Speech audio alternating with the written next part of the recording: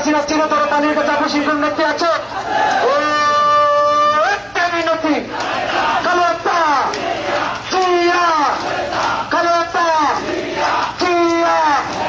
তারেক রহমান তারেক রহমান তারেক খালেদা জিয়া খালেদা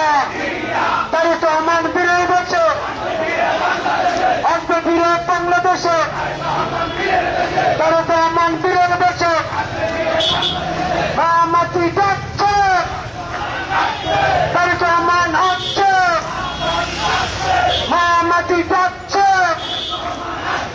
তারেক রহমান আসছে ধন্যবাদ সবাই।